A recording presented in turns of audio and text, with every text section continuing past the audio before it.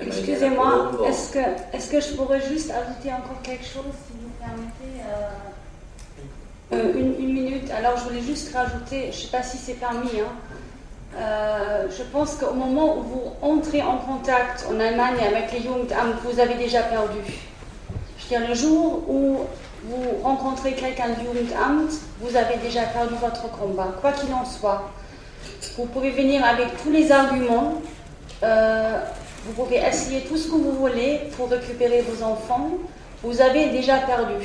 C'est-à-dire, dans notre histoire, je veux dire, on connaît tous les histoires, les parents sont déclarés fous, les mères sont déclarées folles.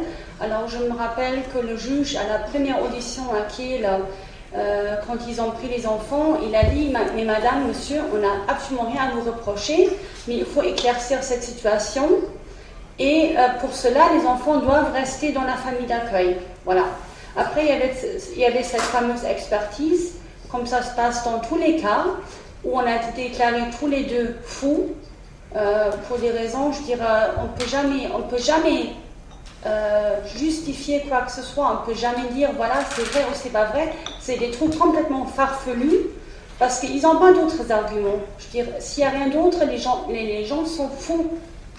Et je me demande aussi comment une Allemagne, bon, j'ai peut-être un peu loin avec cette argumentation, comment une Allemagne qui a une histoire noire comme ça, et on sait très bien d'où se trouvent les débuts du Jugendamt, peut se permettre de réagir comme ça aujourd'hui vis-à-vis d'autres pays, vis-à-vis d'autres citoyens, de se comporter comme ça d'une telle façon, pour moi c'est complètement inadmissible. Alors, on se demande aussi comment l'Allemagne ou les juges allemands, les tribunaux allemands peuvent travailler avec des falsifications de jugement, des falsifications de dates qui se répètent dans tous les cas aussi pour justifier leur acte. Alors pour moi, quand on parle à quelqu'un en France ou dans un autre pays, on explique ce qui se passe en Allemagne, moi j'ai toujours la même réponse. On me dit, mais ce n'est pas possible, l'Allemagne est un pays civilisé.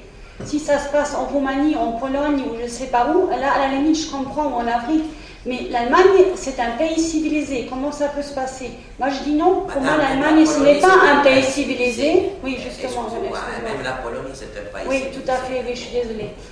Je veux dire, pour moi, l'Allemagne, ce n'est pas un pays civilisé. Ils travaillent avec des moyens qui sont pas possibles. C'est comme ça, quoi.